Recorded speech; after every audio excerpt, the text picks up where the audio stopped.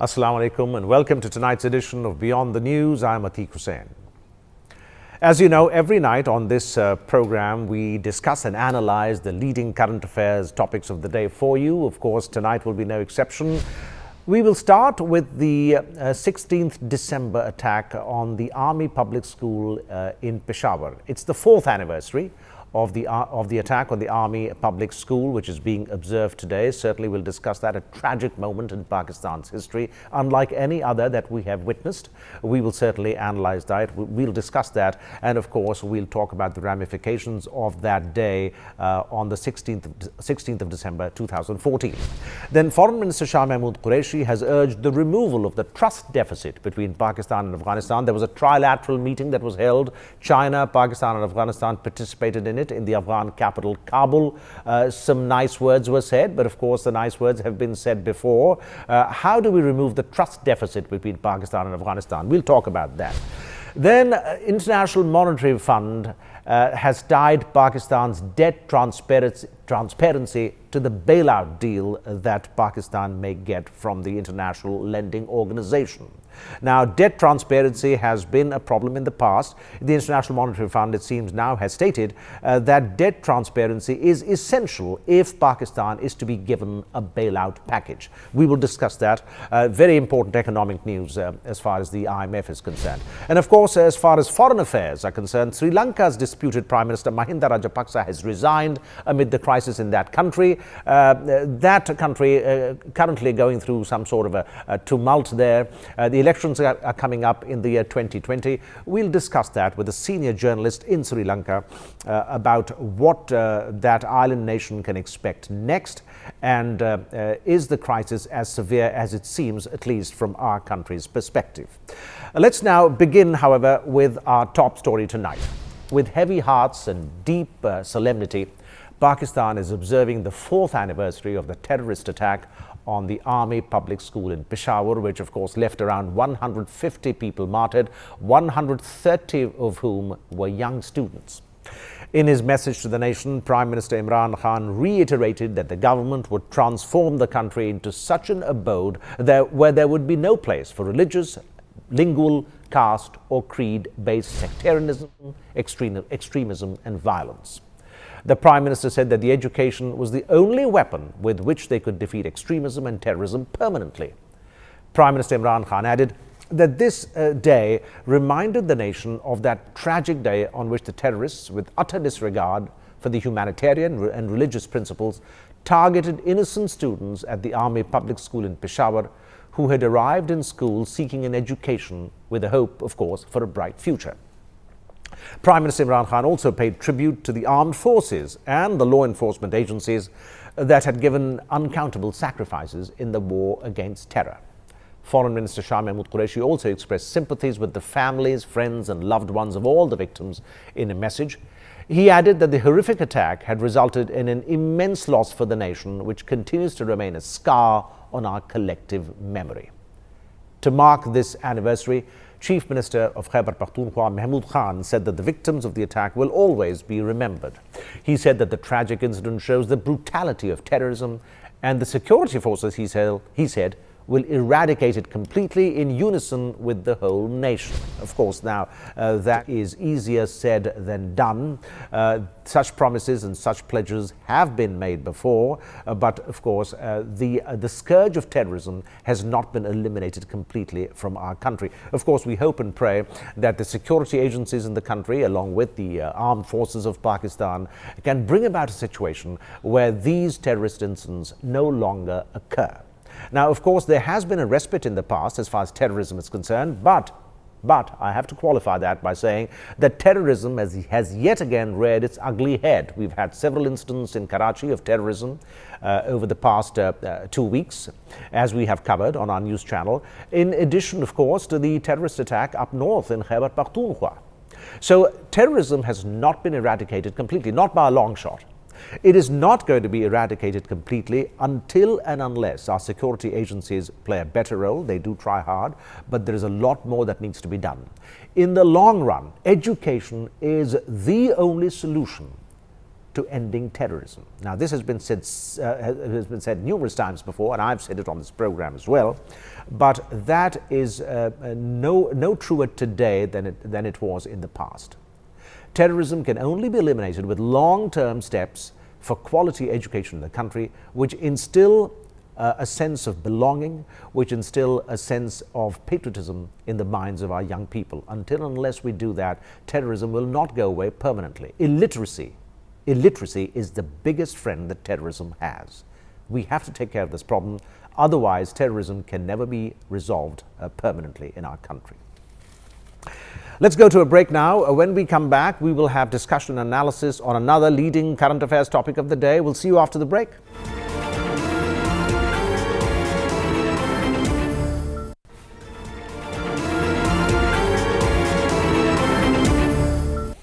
Good to have you back. Pakistan, China and Afghanistan have held a second round of trilateral dialogue in Kabul this week in an attempt to facilitate the Afghan peace process and to help end the prolonged US-imposed war in Afghanistan. The three countries were represented by their respective foreign ministers in the high-profile meeting. Pakistan's Foreign Minister Shah Mahmood Qureshi was accompanied by Foreign Secretary Tahmina Janjua and other senior officials of the Foreign Ministry. Foreign Minister Qureshi welcomed the Chinese initiative of holding the trilateral dialogue and said that both Pakistan and China desire peace, stability, prosperity and development in Afghanistan. He stressed that peace is imperative to take forward the region on the path of sustainable development. The three countries also signed a memorandum of understanding on anti-terrorism cooperation following the end of the trilateral talks. The Afghan Foreign Minister Salahuddin Rabbani also stressed the need for collective efforts to address the, quote, common challenge of terrorism. Addressing the media, Chinese Foreign Minister Wang Yi announced that his country would assist both Pakistan and Afghanistan to improve their bilateral relations and also help them in developing their connectivity projects, including a rail line connecting Peshawar to Kabul and the Kandahar region. China's Foreign Minister Yi also remarked that both Afghanistan and Pakistan were friends of China and that Beijing would extend its cooperation to build trust and confidence between the two countries. Pakistan's Foreign Minister Shah Mahmood Qureshi also met Afghan President Ashraf Ghani on the sidelines of the trilateral meeting and discussed a few words in an informal manner. Separately, Foreign Minister Qureshi also called on the Afghan Chief Executive Abdullah, who thanks the Pakistani leadership for their commitment towards peace in Afghanistan. With the culmination of this trilateral dialogue, renewed hopes and commitment for a peaceful solution for Afghanistan have once again made the news. But for practical reasons, there is still much to be done. And most importantly, the trust deficit between the two neighboring countries needs to be curtailed. Now, to further discuss the situation in Afghanistan and, of course, the role of Pakistan and increasingly the People's Republic of China, we have on the telephone with us former Ambassador Mr. Ayaz Wazir. He joins us. Mr. Wazir, thank you so much for joining us. Good to have you. My pleasure. Now, you know, of course, of the developments in Kabul, the trilateral dialogue there. What do you make of the trilateral dialogue between Pakistan, China and Afghanistan? Would you consider this to be a successful dialogue, considering that it was mostly a confidence-building measure? As I'm sure you know, it's the second time it's taking place. The first was held in Beijing. Chinese hosted it a year back, December 2017, and the main purpose was to bring Kabul and Islamabad closer to each other. As you said, the trust deficit between the two was increasing, so China thought it was the right time to make an effort to bring the two countries closer to each other, because that, I understand, is the, I would say, cornerstone for bringing peace or returning peace to Afghanistan. Right. Without the two being closer to each other, I don't think further efforts could be made. Right. So certainly. Certainly, Ambassador. It's just Go ahead. This is the continuation of that in Kabul. In addition to what you said in your presentation, that memorandum of understanding was signed for anti-terrorism between the three countries, and obviously an undertaking between them to do whatever they can for peaceful resolution of the conflict. Right. Now, Ambassador, of course, now it is being hyped up by all the countries, all three countries involved, especially it seems China and Pakistan. And Abdullah, the chief executive, had very encouraging words. He had very nice words for Pakistan's role. But then, of course, we've seen this before numerous times, and we just go back to the same trust deficit between Pakistan and Afghanistan. So, I mean, it's being hyped as a successful meeting. Is it really as successful as they're saying it was? Are we going to go back to the same name calling as we have in the past? Well, it's a bit unfortunate. Yes, I agree with you that before in conferences between the two or meeting between the President of Afghanistan and Prime Minister here or in Kabul, such commitments were made that no public accusation would be made and things would be started between them. But then something happens, and then unfortunately the same thing comes up. The trust deficit, I'm not denying. Everybody says, the Afghans says, we say between the two of us is too big. It can't be bridged within one day or by one conference or visit between them. It is to be continued between them, interaction between them at a senior level. And the two sides have to be a little more careful with if some unfortunate incident takes place. Right. Yeah. That of course that will be the key. That will be the key. Now, Ambassador, the People's Republic of China's role in the Afghan peace process. There are some people who are pinning their hopes on the role that China will play in ending the trust deficit between Pakistan and Afghanistan. Their Foreign Minister Wang Yi has stated that China will do everything to reduce the trust deficit between Pakistan and Afghanistan. How important is this development? Could China deliver in improving relations between Pakistan and Afghanistan? What do you think? Well, I think Chinese can play an important role because China doesn't have blood on their hand in this long war in Afghanistan. That's right. Yeah. They are friends of Afghanistan and they are friends of Pakistan. So both the countries can trust Chinese for undertaking any effort towards that. So, and China also has interest in Afghanistan, in the region as a whole. The CPEC is coming, the Belt and Road is coming up, and the Chinese interest in the mineral resources in Afghanistan, like any other country. China has also entered into economic development in Afghanistan. Right. So for that, obviously, return of peace is the first and foremost thing to happen.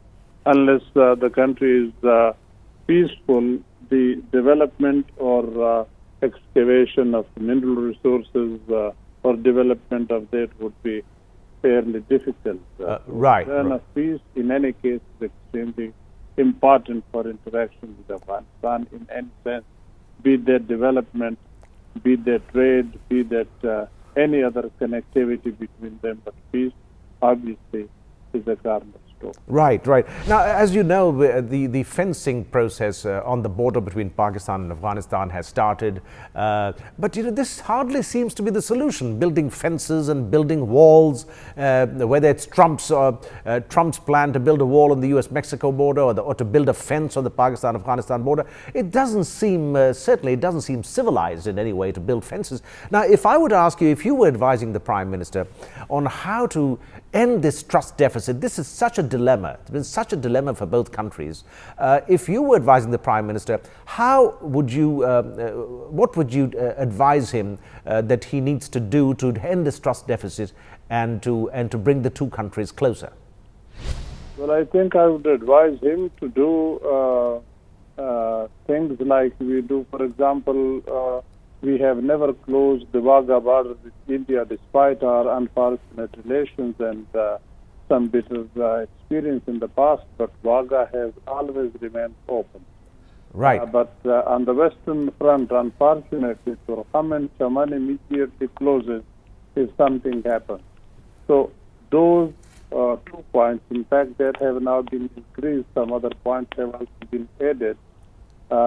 those should stay open, irrespective of if some unfortunate incident happens. The trade should continue. The connectivity should be there. Okay. Because Afghanistan is a lot dependent on Pakistan. Despite this trust deficit, they bring their sick people to Pakistan for treatment. And in addition to so many things that they need from here, and they have so many refugees. They Afghan refugees here. They have to go to Kabul, to Afghanistan and come back to see their relatives, and the relatives are to come. So the border must remain, in my opinion, open for bilateral connectivity that can remove or reduce the tension. If you close it and open it, close it and open it, that increases further tension. That adds into, unfortunately, the trust. So what you're saying is goodwill measures are needed between the two countries if we are to remove this trust deficit, right? Obviously, that is the first thing to do. Some measures to restore confidence. You have to begin from somewhere to restore confidence between the two countries. Right. What about Pakistan has also to take some steps to restore Pakistan's confidence. We have concern in Afghanistan. They have concern from here. So the two have to begin, as they say, a long journey begins with the first step. So that's right. We have to begin. Yeah. So I take it you can't be in favor of this fence that is being built. What do you think of this? Well, a fence, there was no fence for the last more than 50 years or 60 years between Afghanistan and Pakistan. Even when the Soviet walked in, there was no fence because Pakistan was not threatened from the western side. But now there is a serious threat, and that has forced Pakistan to fence. Otherwise, it's a very difficult terrain to fence it. It costs a lot of money, in addition to the lost life that we have been suffering by doing it. That's right. That, I think, in the present situation, the defense forces, I think, were left with no option but to do it, because from their side there is no control on the border. The border area has almost fallen into the hands of militants. That any group supporting any group. So we are scared of that until we control, until we fence, until we stop the militants coming from there. I think it's a requirement today. Okay. Ambassador, thank you. Thank you so much for joining us. Good to have you. That was Ambassador Ayaz Wazir, international relations expert. Of course, as he was saying, goodwill measures are the need of the hour between Pakistan and Afghanistan. This mistrust between the two neighboring countries has gone on for far too long, and we have to take, I think, revolutionary measures to diffuse the tension between the two countries. Because simply making statements of goodwill towards the other, it seems, is not the solution, because we always seem to take a step forward and then a step back. With the result that we're staying at the same level that we have for the last half a century. That is not the solution. And I would say that the fencing is hardly a solution either. We have to remove barriers, not put them up.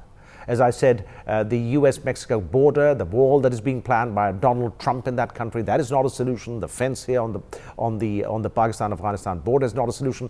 What needs to be done is goodwill measures, as the ambassador suggested. We have to remove this trust deficit, because if this trust deficit is not removed, no matter what we do, no matter how many fences we put up, terrorists are always going to find a way to penetrate those fences. There are always methods to do that, and people can be extremely innovative and inventive. Let's now take a break. Of course, we will continue with another topic, detailed discussion and analysis on that when we come back after the break. Don't go anywhere. We'll see you after the break.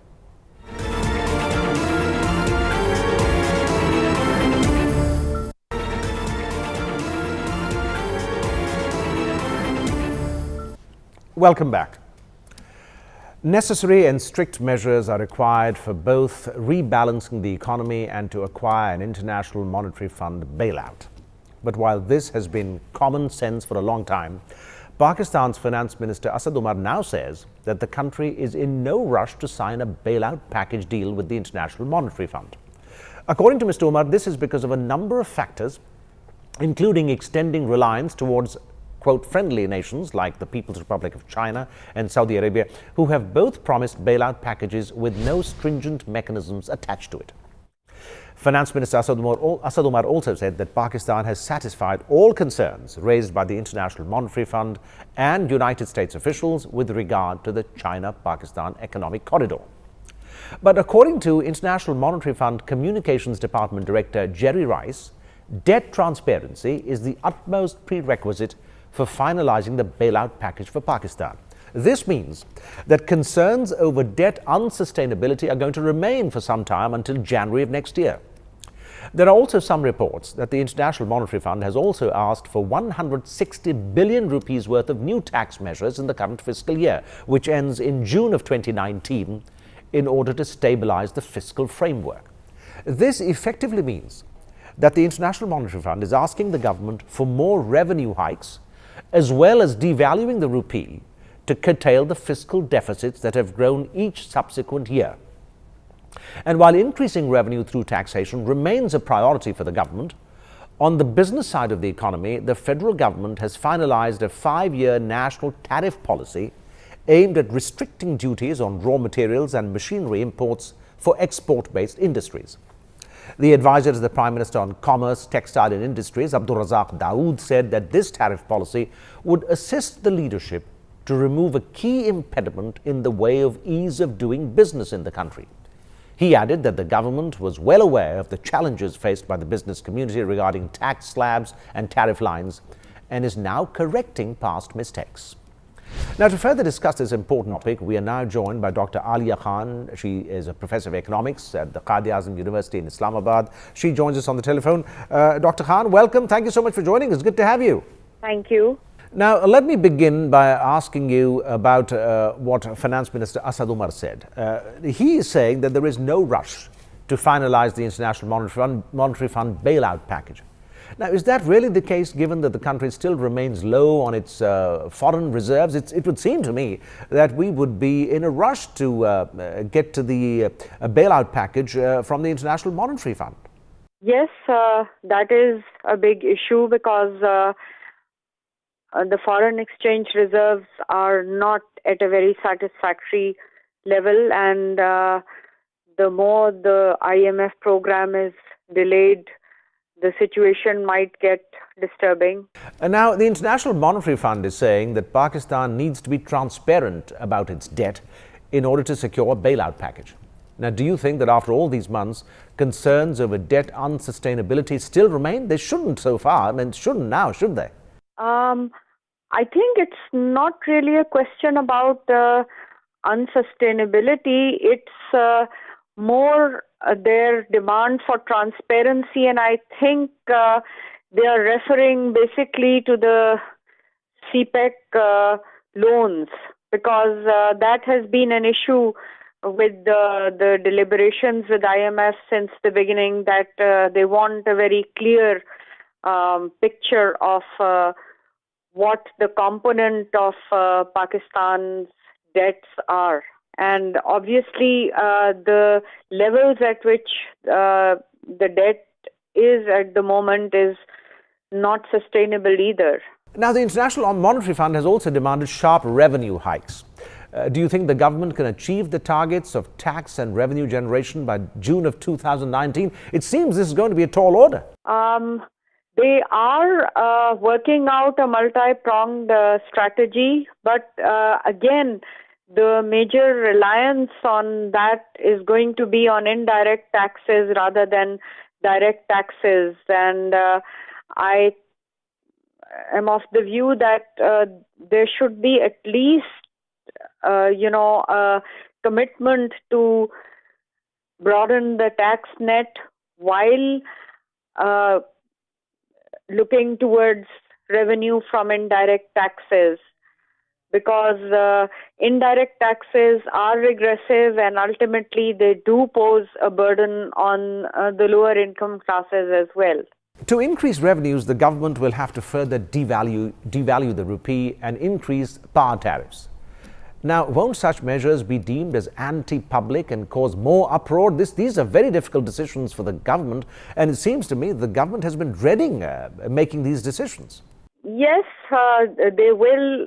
For example, they are considering raising the tariff on petroleum products, so that will increase the petroleum prices. And there is also a proposal about taxing the telcos and, coordinating with the Supreme Court to bring back the tax on the mobile phone cards, and raising regulatory duties as well. So it's a basket of proposals that they're trying to develop. And yes, you are right. Ultimately, the burden will fall on the consumer. The government has also finalized a 5-year national tariff policy as well. What do you think? Do you think reducing duties on certain imports will be beneficial in increasing trade and development?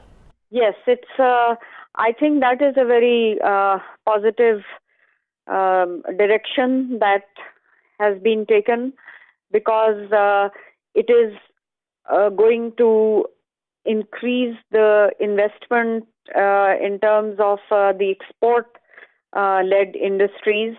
And basically what they're trying to do is to reduce the tariffs on imported raw materials, so that the exporting industries find it less costly to produce goods for exports, and that will make the exports more competitive in world markets. Because you see, exchange rate manipulations can only help up to a point in making our exports cheaper. Now, Dr. Alia, are you hopeful that our economic woes are going to be resolved soon? Because the economy, of course, always was the biggest challenge facing the new Pakistan Tehreek-e-Insaf government. What do you think?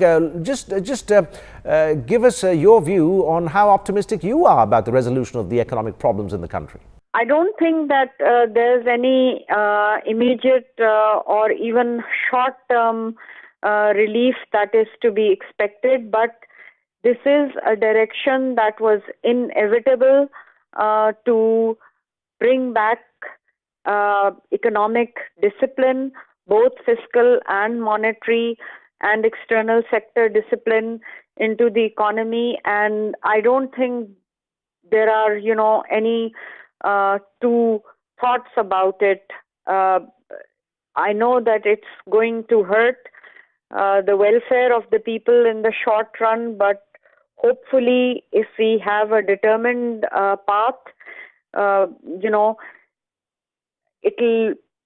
provide relief in the, medium to long term. I don't see any relief in the short term. Thank you so much, Dr. Alia Khan. Good to have you. Look forward to having you on the program again. We will now go to a break. When we come back, we will have discussion and analysis on another leading current affairs topic of the day. We'll see you after the break. Don't go anywhere.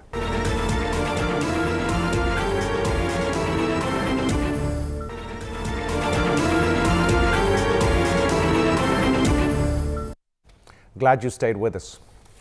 Sri Lanka's ousted Prime Minister Ranil Wickremesinghe has been sworn into office again, nearly 2 months after being removed by the President Sirisena. This move comes hours after the disputed Prime Minister Mahinda Rajapaksa resigned from his post, citing reasons of ending the political deadlock that has caused huge damage to the national economy in Sri Lanka. The resignation and the subsequent reinstatement could now bring to an end a 50-day-long power struggle that has dented confidence in Sri Lanka's stability and even brought the government closer to a total shutdown.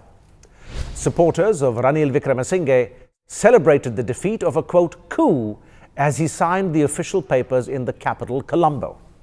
He is taking office for the 5th time in his career, and in a Twitter message, he said that this return is a special one because it is a victory for Sri Lanka's democratic institutions as well.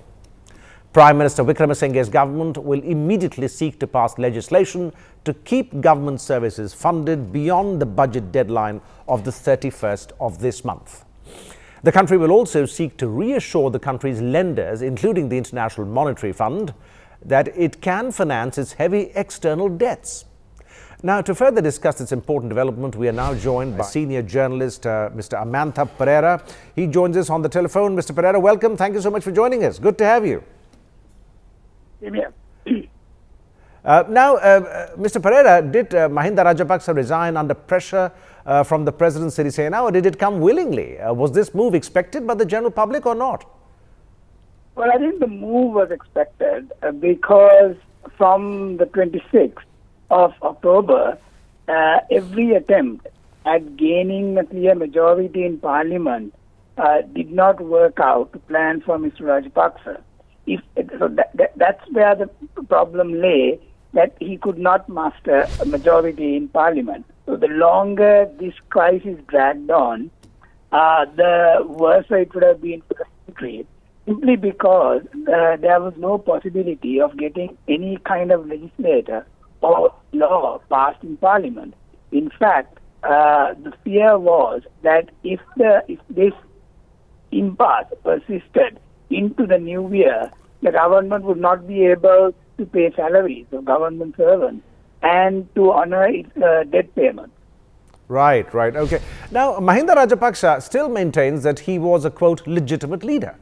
Now, do you think that this dispute will have some significance over time, or will it become meaningless as time passes? Well, whatever Mr. Rajapaksa has said, he has in fact bowed to the determinations of the court, which gave an interim order and then extended it, barring him and his cabinet from functioning. Whatever that he says, his action speaks that he is willing to abide by the judgments that have been given by the court of law. Okay. Now, let's talk about the reaction from the supporters of both. How has the reaction been for supporters of both Wickremesinghe and Rajapaksa? Have other opposition parties also commended this decision? Well, yes. I mean, obviously the reaction from Wickremesinghe's party has been one of jubilation because it has been 50 days of struggle for them. From the day he was sacked, supporters have thronged to temporary, the Prime Minister's official residence, and there's been a consistent struggle to reverse the situation. In terms of Mr. Rajapaksa, I think there is a lot of disappointment that the goodwill Mr. Rajapaksa enjoyed among his supporters and among the country's other population has dwindled because of what has happened. But it's still early days to assess how this will play out, because there is a lot of action still to come. Right, yeah, it certainly seems like that. Now, what is China and India's reaction to this development, considering that both these leaders had different leanings when it came to geopolitics? Yes, I mean, so far we haven't heard anything officially from China, but we've heard from New Delhi, which released a statement to the External Affairs Ministry saying that it welcomes that the political impasse in Colombo has been solved amicably, and that there is at least a relatively stable government, and they feel that the relationship between India and Sri Lanka will be strengthened in the coming days. In terms of China, we haven't heard what their reaction is. But what is interesting is that China has close links with all these leaders, and I don't think the leadership change in any way is going to impact China's role or China's dealings with Colombo, at least in the near future. Okay. Now, what are the immediate challenges, you think, for Sri Lanka? How did the economy suffer due to the political crisis, and what measures will now be taken to amend these wrongdoings, you think? Yeah, I think the main task at hand for the government right now is to at least pass a budget, or if not, what we call a vote on account, where there will be money allocated for government functions, at least till the budget is passed. And beyond that, I think that it will be to stem the fall of the rupee and make sure that the rising costs are stemmed. And also we are looking at an extended period of political uncertainty, because the president, after he swore in Mr. Wickremesinghe, said that he still believes that elections are the way to solve this political impasse. So what we have is two groups, two camps, one with Mr. Wickremesinghe and the other one with Mr. Sirisena and Mr. Rajapaksa together. One saying that the government should go on, the other calling for elections. So we're going to see a lot of back and forth, and at least some kind of stability till elections are held next. And elections are due in 2020. And what we've heard from the UNP, Mr. Wickremesinghe's close circle, is that he is also looking at going for elections within about 8 to 10 months. Okay. Now, finally, briefly, if you would, who seems to have more popular support in the country right now, Rajapaksa or Wickremesinghe? I think it would be easier for me to answer who has lost popular support in this. I think Wickremesinghe, whose popular standing had been not so good before he was sacked, has gained, at least in the middle class and in the among the urban population, because he was seen as somebody who stood for democracy and who did not try to subvert the constitution, as to say.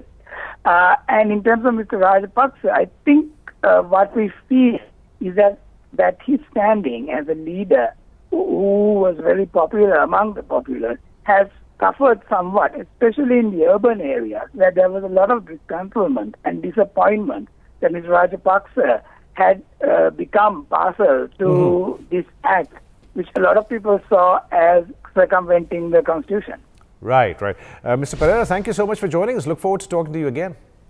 That was Amantha Pereira, senior journalist, correspondent in Sri Lanka, commenting on the political turmoil that exists there right now. Of course, the elections are coming up there in that country in 2020. There will be more as far as the political developments are concerned. Of course, we'll keep you informed regularly on this channel, as we have done so far.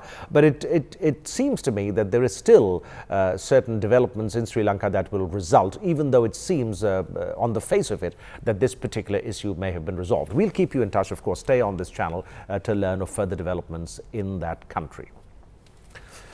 And that's all the time we have for this particular edition of Beyond the News. Thank you so much for joining us. Of course, we'll look forward to seeing you again tomorrow night, same time, same place, for another edition of the program. Until then, on behalf of the team here at Beyond the News, good night. Thank you for watching. We'll see you tomorrow night.